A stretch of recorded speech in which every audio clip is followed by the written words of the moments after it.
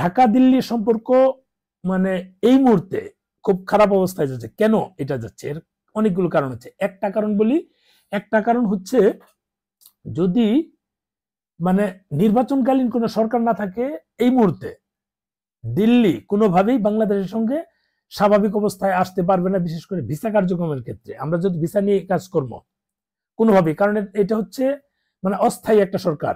এই সরকারের মানে যদি সাংবিধানিক ভাবে আপনারা কিছু চিন্তা করেন তাহলে এই সরকারের সর্বোচ্চ 90 দিনের ক্ষমতায় থেকে 90 দিনের মধ্যে নির্বাচন দিয়ে ক্ষমতা থেকে তাদের গিয়ে নির্বাচিত সরকারের কাছে তার ক্ষমতা হস্তান্তর করবে। সেটার কিন্তু পুরোটাই বিপরীত। 3 মাস পার হয়ে 4 মাস চলছে, কোনো আপডেট নাই। তার মানে এই ভারত সরকার নিশ্চয়ই এটা ফলো করেছে, এটা তারা নিশ্চয়ই যাচাই বাছাই করেছে, এটা কিন্তু আমার মত। এরপর হচ্ছে যে এই সরকার চাচ্ছে সংস্কার করতে, যেখানে সাংবিধানিক একটা মানে গ্যাপ রয়েছে। সংস্কার করে বৈধতা দিবে কি করে? সাংবিধানিক ভাবে তো সংসদ সদস্যদের ভোটে তারপর সেগুলো নির্বাচিত হয়, তারপর রাষ্ট্রপতির কাছে যায়, তারপর যেগুলো হওয়ার সেটা পরিবর্তন যায়, সেটা তো সবাই জানেন। এখন সেটা কিন্তু এখানে হচ্ছে না, পুরোটাই ভিন্ন ইস্যু। যতই সংস্কারের কথা বলা হোক, সেটা বৈধতাকে দিবে। তার মানে এখানে যারা অন্তর্বর্তীকালীন সরকার আছে 3 মাস তাদের থাকার হচ্ছে বৈধতা, তারা অনির্দিষ্টকাল সময় থাকবে। অর্থাৎ তারা 18 মাস বা 24 মাস অথবা 36 মাস মিনিমাম টার্গেট করেছে।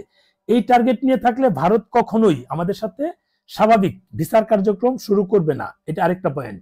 আরেকটা হচ্ছে যে ভারত যেটা মনে করছে যে এই মুহূর্তে তিস্তার যে পানি বন্টন নিয়ে যে কথা হচ্ছে, যে সরকার নিজেরাই অন্তর্বর্তীকালীন সরকার, অর্থাৎ এক সরকার গণতান্ত্রিক সরকার থেকে আরেক গণতান্ত্রিক সরকার মানে শিফট করার জন্য যে সময়টা একটা সরকার গঠন করে, জাতীয় সরকার হোক বা অন্তর্বর্তীকালীন সরকার হোক বা তত্ত্বাবধায়ক সরকার, যদি আওয়ামী লীগ বিলীন করে দিয়েছে, সেটা থাকলে এত পেজগুলো কিন্তু বাঁচতো না। আওয়ামী লীগ বিলীন করে দিয়েছে তাদের সুবিধার্থে।